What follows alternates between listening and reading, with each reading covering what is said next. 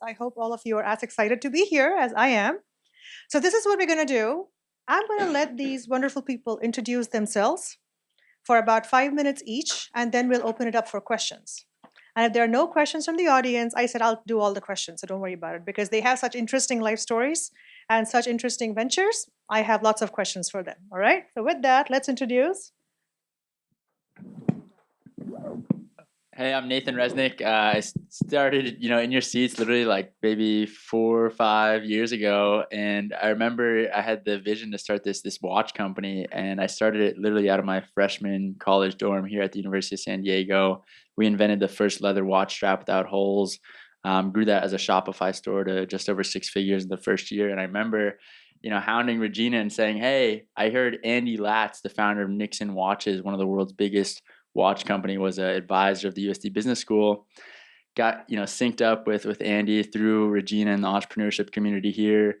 Learned so much through him. Ended up selling that watch company, and now through that whole process, I realized that it was so hard for an entrepreneur to bring a product to life.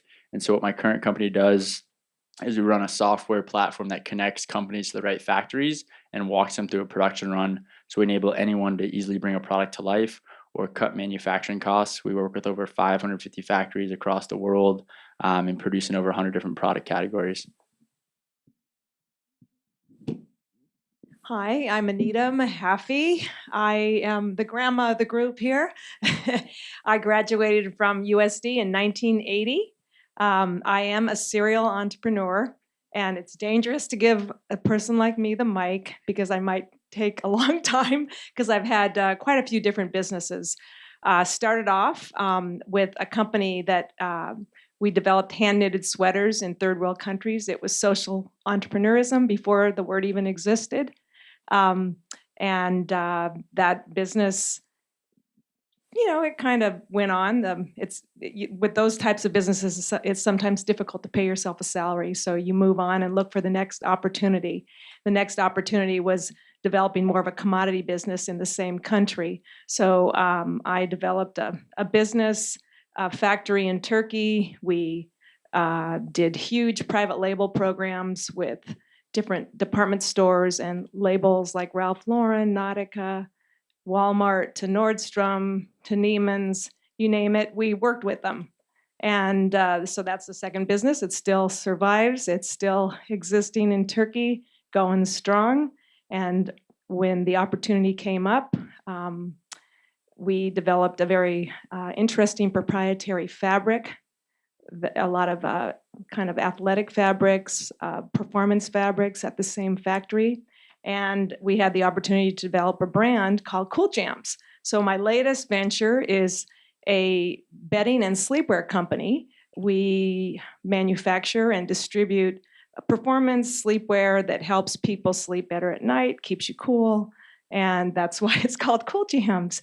So we've grown that business tremendously. We're now shipping to about 150 countries around the world. So yeah, we needed your factory or your app a few years back, but we figured it out. Anyway, that's my story. Hey, how's it going? My name is Christian Rosier. I graduated from USD in 2014. Nathan and I are pretty good friends from USD. He was launching Yes Man just as I was getting out of college, and I was like, wow, this kid has got to figure it out, and he's 2 years younger than me. A little bit after I graduated college, I was traveling with my brother, who's actually here today, and we were in Asia, and we were traveling all over, and we came across these great shoes, and I took them back. I was constantly getting compliments on them, but they fell apart in a few weeks. And at the time, I was working in real estate in Manhattan. I kind of developed it as a side project, and it kept kind of coming back into my life for about a year and a half. And then it got to a point where we finally created this great product, and we had to get it out there. So we launched a Kickstarter, and that's kind of propelled us to where we are today. And that was in February. So I'm on my first company. A lot of these guys are on their second or third company. But we're kind of being fluid and going with it and hoping for the best. But I think we got a bright future. So, yeah.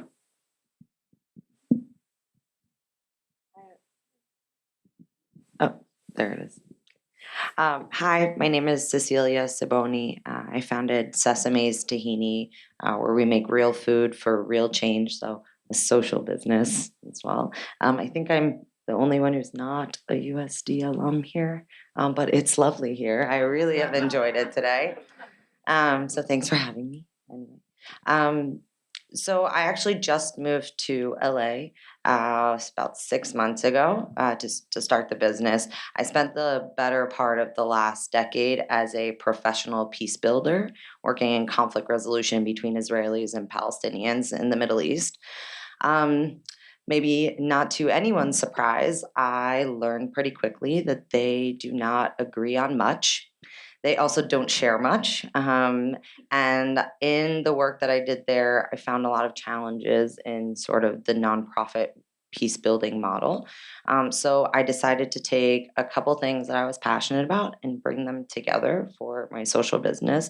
So basically, I work with Israeli and Palestinian Tahini family businesses to increase their access to market through the food products and snacks that I sell now in LA and online. So we make dips, fudge, power bars, everything made with tahini that's coming from the region, and trying to build enough of a sort of financial incentive for them to one day work together to meet that demand. We're not quite there yet.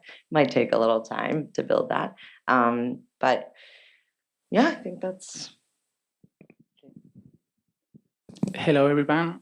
My name is David, and I'm from Spain. So when I graduated in IT, I started my own company doing mobile apps, and we got very successful. So we had like more than 20 apps, more than 5 million downloads.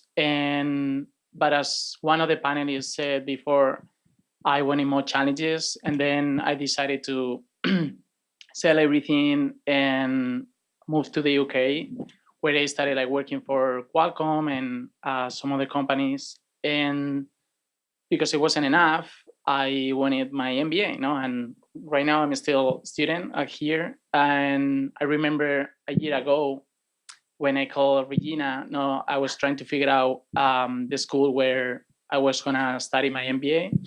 And yeah, I called her. She was telling me about these entrepreneurship initiatives that USD has, and she talked to me about the PTU pitch competition. And yeah, I got amazed with everything she was telling me about it, and then I said, you know what, like I'm gonna go and win it, and and that's likely I can say that is what I did last year. I had the chance to work very closely with her. Last year I didn't have any idea when I got to school, but I don't know how, like I started like thinking and having like being open to ideas. And then Dr. Priya, we had a trip to India, and when she invited me to one of the conferences she was giving for her school, and then I had the opportunity to to meet another initiatives that they were doing in their school. So I got in touch with one of the person who was running this incubator, and I started like hiring people.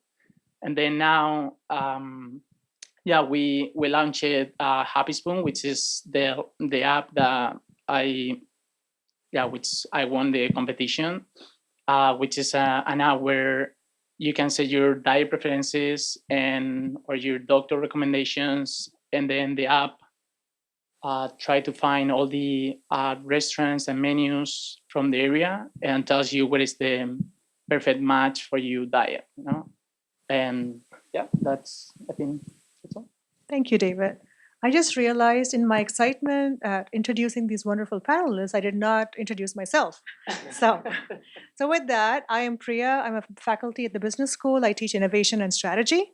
And for this set of panelists, we have a very exciting question today evening, which is, what would I tell my 21-year-old self? Although when you look at them, you look like they're still 21. So with that, let's start with Who wants to go first?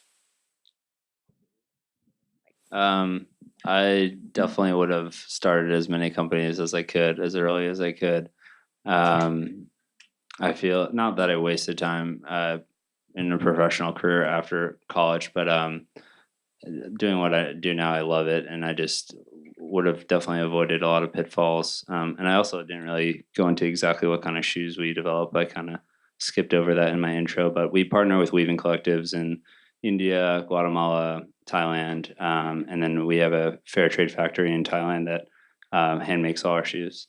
So yeah, I think I would have definitely told myself to start earlier, fail often, and just ask. I mean, USD is a great, amazing school. So, I had Priya as one of my professors, and I think I would have just used my resources more here. I didn't start any company while I was here.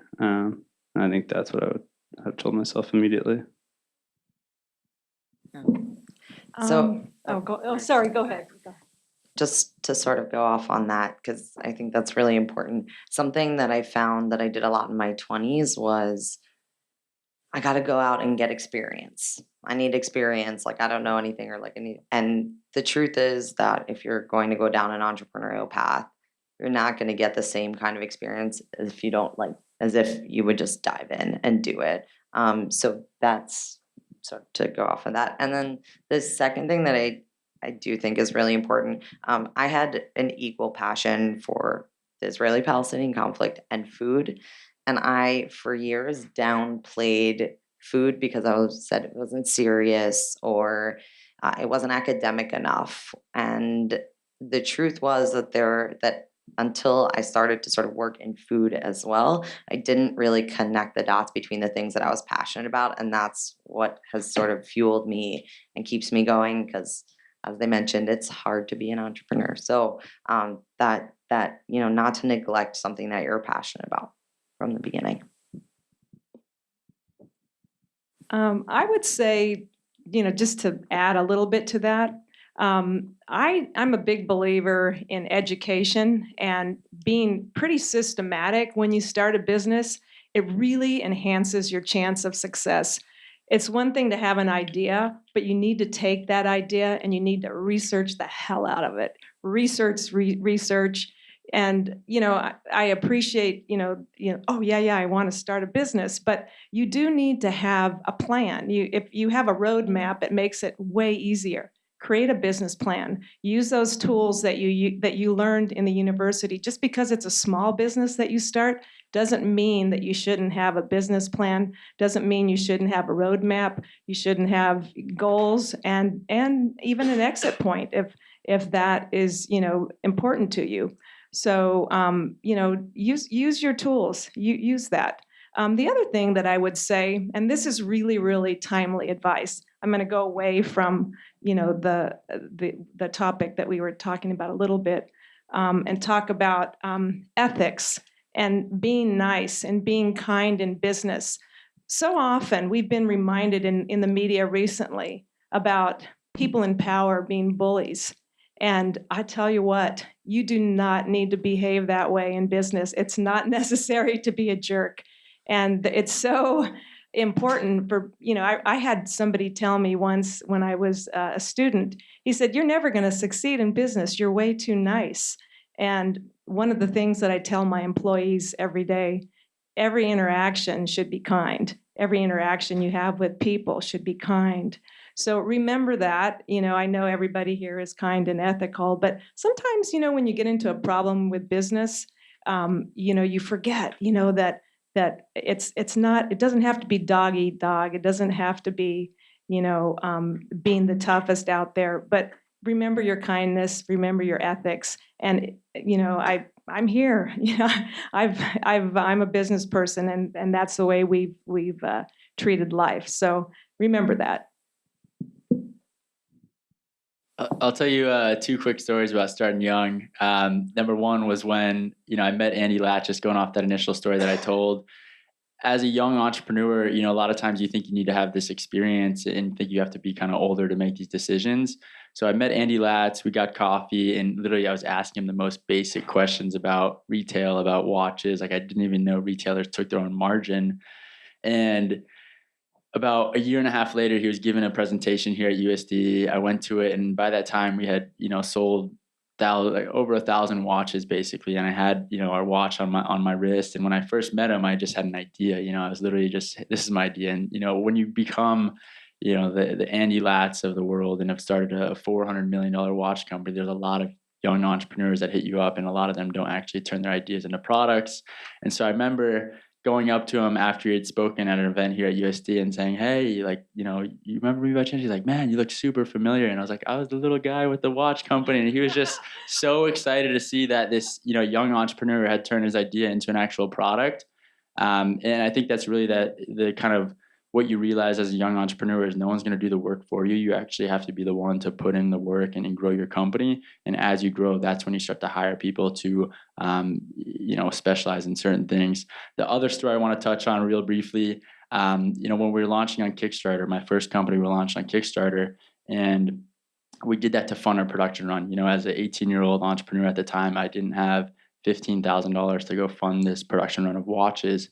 And so we're about to launch 2 weeks before our launch, and we didn't have any incorporation, like no legal docs. And I was like, I don't really know what's going on with the legal system. Filing for incorporation sounds so crazy.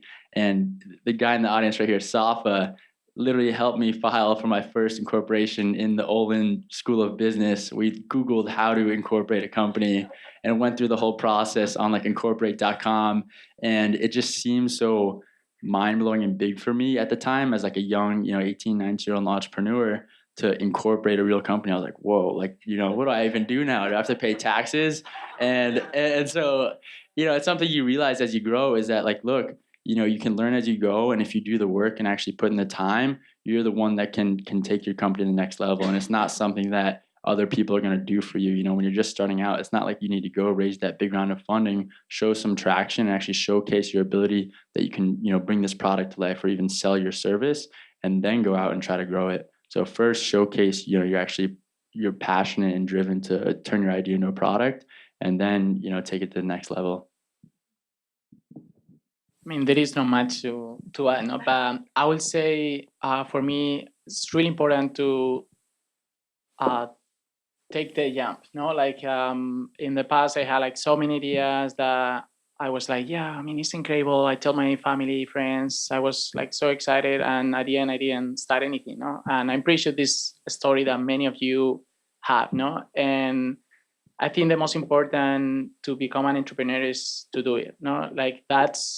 We stay in the step or in the stage where it's yeah, but I need people, no? I need a co-founder, no? And it's I cannot move because I don't know this and this and that.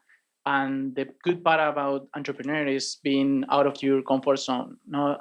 It's everything about learning, and it's fine. I mean, this is, for example, this is the fourth country that I've been living in around along my life, and I'm not 21. Okay, I'm older.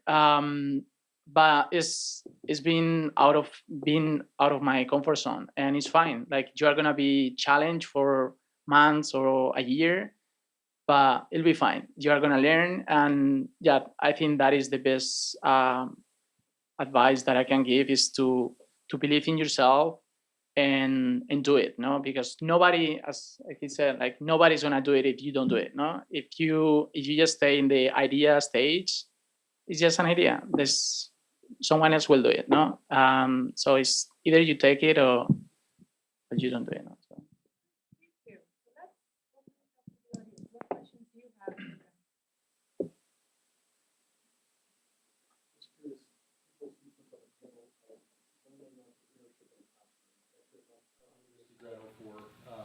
Took entrepreneurship with Dave Wyman. Some people say you can't, you guys are kind of saying you got to do it. Just curious what your viewpoint is there on learning it in the classroom.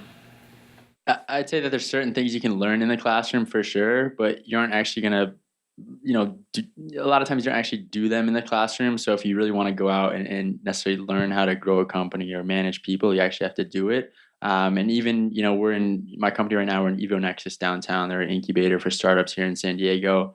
And there's other companies, and it's a great program, but some people go into these incubators thinking that they're actually going to, have some sort of like magic key that will make them a success, or just some sort of magic trick basically that will grow their company. And at the end of the day, I think the best way to learn is by doing. So I'd say it's a balance. I mean, you can learn from great mentors and advisors and great teachers and professors, but at the end of the day, are they going to be the ones that are actually doing the work for you and really, showcasing your ability to do this work?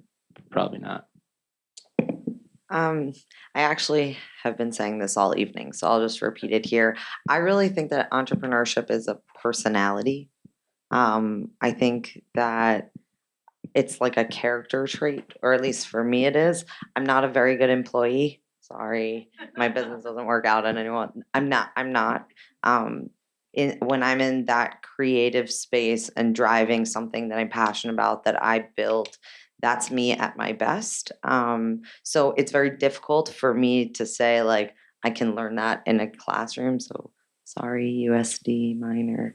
But there are definitely skills and tools that you can learn that will probably make that like character trait more, or give it you a better chance for success. So I guess that's Yeah, I would say the best MBA, even though I'm a student, is launch your own, the most difficult MBA will be launching your own company, no? And I think that is the way to learn. It's like there is no rules in entrepreneurship. It's you do it on your way and by learning from other people. And I would say, maybe an MBA, the good part of this school or what I'm learning here is knowing professors or leaders that are helping me to become one of those, become a better leader and know how to manage people. But at the end of the day, entrepreneurship is about you and finding your way to do things. It's the same when you're a baby and you're trying to walk. Nobody's telling you need to do this and that. You have your family, your mentors in this case, or people who know more about businesses. But at the end, it's you taking the path. I really agree. I think it is a personality trait. And I also think it might be environmental. I don't know how many of you people on the panel have parents that are entrepreneurs. My dad was an entrepreneur. Two of my sons are entrepreneurs. So if you create, I have 3 kids. The third one just graduated from college, so she might be an entrepreneur too, for all I know. But I think creating an entrepreneurial environment, if some of you have children or eventually want them, I think it's a beautiful thing, to take to have in a family and to teach your kids. So yeah, personality and environment. Can I add something to it?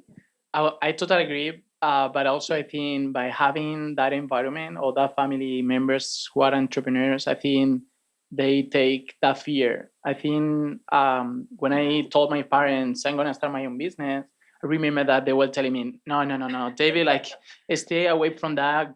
Go get hired by a good company and get the check at the end of the month. So I think that is the fear that most of the people have. It's like, yeah, but what if I don't get to the end of, what if I cannot pay my bills? And I think that's why for me, well, there are different ways to become an entrepreneur, but for me, being an entrepreneur should be a natural way. So it's like you don't force to, having a company is not it's not forced by I have an idea. It's like you have something maybe stable. In my case, I have I was working for a company, and then on my free time, I started doing these kind of things. And then in the natural process, I needed more time for those things. And then there was at one point, I was working on weekends and then there was a point where it's like, okay, if I really want to keep growing this, I need to quit my job, and that's what it is, So I think it's that fear and maybe having families who are entrepreneur, that's very, like, I would say, helpful. Yeah, I think everything's pretty much been said, but to touch on what Anita said, I definitely, along with family, both my parents are entrepreneurs as well, so I think they were pretty supportive. But also having friends that are doing entrepreneurial things. Nathan and I are friends. I have a few other friends who are doing entrepreneurial things, and I think it creates for a really healthy ecosystem to bounce ideas off of. People like Nathan and I talk pretty frequently, and I think that also breeds a lot of positivity. And yeah, the classroom's great. I think I only took one entrepreneurship class here at USD. I wish I took more, and I also wish, and I know it's growing, Regina, but I also wish at the time it was a little bigger. But yeah, I think there's nothing that replaces real world experience. Yeah. And I do want to add on to something. Ken Singer, who runs the Sutarja Center for Entrepreneurship at Berkeley, that's his comment. He says, entrepreneurship faculty are more like the Sherpas when you're trying to climb Mount Everest. We can give you the maps, we can give you the tools and the ropes, but the journey and looking at the height and the will and the determination to scale it and not just fall in the crevices, that's all you guys. We can just tell you the maps and the tools. So kind of gets back. All right, other questions? Yes. So it seems like some of you kind of stumbled into an idea that kind of became a company, became a much bigger concept. But for those of you who are kind of serial entrepreneurs, like by personality, how did you kind of delineate what ideas were ones that were worth starting? I mean, I'm sure you've all had a ton of ideas run through your head about what you want to get into and what kind of projects you want to start. So what was the process for you going from all this pack of ideas to this is what I'm going to go with? I can answer that. I mean, just my perspective. It's really important to bounce your ideas off of other people, other entrepreneurs. I had a husband who was kind of like his parents that said, "Oh no, you can't start a business. You know, we're a team. If you quit your job, blah blah blah. You know." But I knew that it was just part of my fiber that I wanted to work for myself. I also am not a very good employee. I'm a great employer, but not a great employee. So, it's, talking to people, doing the research, like I said before. But for me in particular, I was an exchange student in Turkey when I was in my early 20s, and I met people there that were instrumental in my future. And I had an idea for importing some products specifically from Turkey. And so at that point, after bouncing ideas around, doing the research, then I finalized, I just came to the conclusion that my first idea was a good one. But I did have many, many other ideas, like a woman's gym, this or that. I was going to make a better, new, different of, whatever it was. And probably of the 20 ideas I came up with, I finally, after research and talking to others, decided upon that. So I think bouncing your ideas off of other people is huge. Can I? Yeah, I would say I really like that because something that I tell a lot to people who are trying to create their own businesses, and so is don't be afraid of telling your idea, because at the end, an idea is just an idea. The way businesses are successful is the strategy that is behind. No? So it's WhatsApp, Airbnb. That's everybody can kind of do a WhatsApp and a change of messages. The key is how they implement it and how the strategy behind. So I think that's the first thing. Also, probably you will fail in the first one, but then you will be stronger on the second one, and so on. And I think don't be afraid of failing with the first one. No? I would say for me, I mean, I think you got to see like what problems are in your life and then see what you think you can solve and see, even if it's a service, how you can do that service better. For me specifically, like, my first company was a watch company. I wasn't into watches at all. Like I didn't really care much for fashion, but I just had this concept that kind of clicked where I was like, had some zip tie and like checked the time on my watch and was like, oh wow, I could just like make a sliding strap like that. And, at the time over the summer, I was working like a 9-to-5 summer internship, a sales internship. And it was was brutal. Like I was making 100 cold calls a day, and I was like, wow, like, I got to do something like more with my life. And I actually read this book, 4 Hour Work Week, which you guys should all, if you haven't heard of it, by Tim Ferriss. 4 Hour Work Week. It's like my go-to entrepreneurship and business book. It's a must read, and so it made me realize like how easy it was to start a business. Like it doesn't have to be that hard. And we just went through the whole process of bringing an idea to life. And then now with my current company Sourcify, once that e-commerce store grew, a lot of people began to ask me and said, hey, Nathan, how do you bring your idea to life? How do you manufacture your products? And I kind of acted as like a sourcing agent where I just introduced companies to the right factories. And after a few dozen interactions, I realized I could just create a software platform that automated that, and that is what Sourcify has become. So it's been kind of iterations in terms of like what's next. And for me, I guess as like a serial entrepreneur, it's just a matter of taking an idea, getting it to where I think it can grow, either selling it or making it something bigger. And so I think really the dynamic, like if you're trying to figure out what idea you want to start right now, like look around and see what problem you think you can solve or what service you think you can do better than someone else and go for it. The worst that happens is you learn a lot. Like I said before, this is my only company I've started, but I have probably 2 or 3 ideas a day, like I'm sure a lot of you do.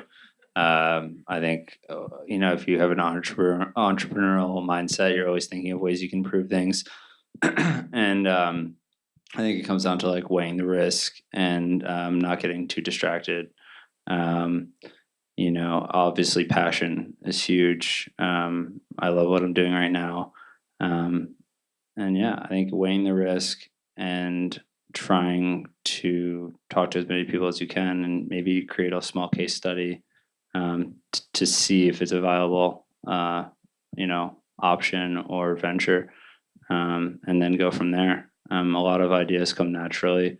So if you feel like you're forcing it too much, maybe it's not the right thing, but you have to, it's a lot of work no matter what. So don't be discouraged. So as coming from sort of a social business, there's sort of, for me, 2 parts of this. There's like the social side and then what the actual business would be. So when I sort of conceived of this idea of a peace building business, it was as part of my master's degree. And I actually wrote a business plan for a totally different business, thinking that that's what I wanted to do because it sounded cool. Then did a little research and realized it was totally not possible and also not scalable. So I sort of, when I circled back to the idea of how am I going to implement this framework, I think someone else said here, just sort of looked at, I got inspiration sort of in my personal life. So what needs did I find that I had? And for me, I started using tahini sauce, which I was living in the Middle East, so it's everywhere there. And there they use it on everything. And I started using it as a substitute for mayonnaise and sour cream because I don't like mayonnaise and sour cream. And as I started using it, I was like, wow, this is way better and way healthier for you. And by the way, the mayonnaise market in America is like a couple $1 billion. So then started to do that research and realize like, why is this not a thing? Then more research. And the research part is so important. Eventually, I started product testing and recipe development. And the first thing that I did was got my product in front of people. Like, I thought it tasted good, right? But I don't need to sell to myself. The first time I did that was a nightmare. I actually had someone try it and be like, girl, this nasty. Like, this is what, like, it was bad. Okay, I learned but it cost me nothing to do. And I learned a lot. Like, no, you can't give someone like a condiment to eat on a spoon without anything else. Like, that sounds obvious, but until, it took that first time. And then obviously tweaking the recipe. And then I'll just one more story because to really drive this point home, I made the assumption that I was going to be positioning this, this sauce as a substitute for mayonnaise. And in one of my focus groups, people were like, wow, this is really good, but what about this? let's pretend I'm someone who likes mayonnaise, okay? But maybe I want a healthier option, so I'm gonna try yours. And this, I'm gonna buy yours, and I take it home, but it doesn't taste like mayonnaise. So I'm not gonna like it because I like mayonnaise, and I was like sold that it's an alternative to it. Now, what if I'm someone who doesn't like mayonnaise? Then I don't have a use for mayonnaise. Like it's not part of my routine. It's not part of my cooking. It's not part of my habits. So I'm not gonna buy your product. And I was like, wow, yeah, you're right. And then had to sort of do the repositioning to think, well, what am I calling this thing? And how am I positioning that? And then that was like a whole other mess of focus groups. But how did I get to this idea? Just iterate, like create something, get it out there, ask people a lot, even if it's hard, and even if you're embarrassed or you're afraid that people will hate it. Just try it, and then people, if you ask them for feedback, honest feedback, usually you'll get it. So that's until you narrow it down. Yeah, well, I was gonna say something because otherwise my professor will kill me. Market validation, okay? You need to validate your product by talking to people, talking to friends, sharing your idea, and see if there is a market, because we tend to create things for ourselves, and at the end, a product or a service is for the people. No? So you need to see what the people want and know what you want. No? So that's Right. One last question. Yes. Countries, how did you get past your language barriers, or how did you make those connections to start your company with these people that you may never met before? Yeah, for me, I was actually fortunate enough to live in China in high school. I was a foreign exchange student there, so I lived with a host family that didn't speak English, and attended a local Chinese high school. So that, for someone taking, the question from a different angle, someone that doesn't understand or speak a different language where they're trying to manufacture in that country, you either usually go through like a sourcing agent or someone that has experience sourcing in that dynamic. Or the other balance is working with, some factories do have English speaking sales reps, especially a lot of them at like global trading platforms on global sources where you have like an open database of potential manufacturers. The hard part there is you have to do the due diligence on them. And so I'd say it's really it's one of the biggest hurdles. And that's really kind of the whole, process for someone to bring a product to life, is that manufacturing step is so hard to pass. And it's, basically the problem that I'm trying to solve right now. There are some QA firms that you can hire, independent inspectors to inspect goods. I think part of it's a twofold issue when you're finding a manufacturer overseas is the communication. I spoke Turkish, so I could speak Turkish, but I was an exchange student also, so we have something in common up here. But that didn't solve my problem when we went to China and Taiwan.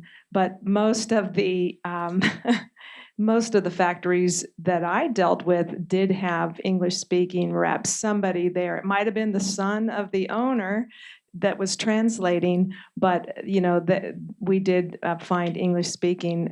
But I think the second part is the quality.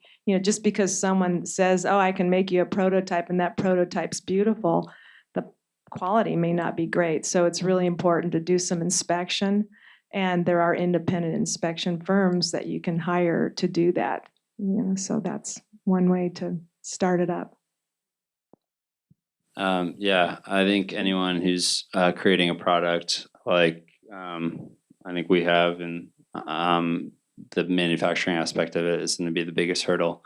I went through, I think, 3 manufacturers before we found ours, and it kind of came full circle, and a little bit of luck as well, because I was introduced to someone through a family friend who lives in Thailand, speaks fluent English and fluent Thai, and he's our business partner today.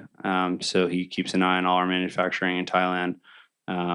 So you can go through trading companies, or you need to have someone there, but having someone on the ground to keep an eye on everything, quality control, give you updates every week is essential. And that's probably the biggest key to our business.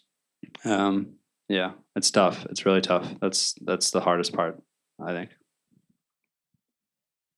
So I don't really think I can like answer this question in terms of the like specificity of it, but I have spent years overseas and a lot of places where I don't speak the language. So my sort of general advice in that context is, knock on as many doors, connect with as many people. Like you have a great university alumni network.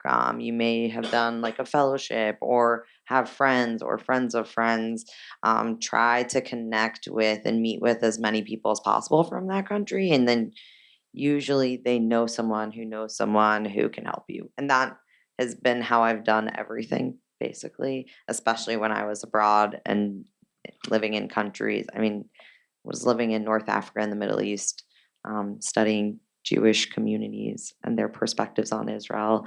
And you would be really surprised how many people opened their doors to me just because I came, knocked, emailed, connected, whatever it was, and was nice and respectful. And I managed to do a lot of research in that 1 year just based on this ability to sort of network. So less experience in the sort of manufacturing overseas, but I think that's probably applicable.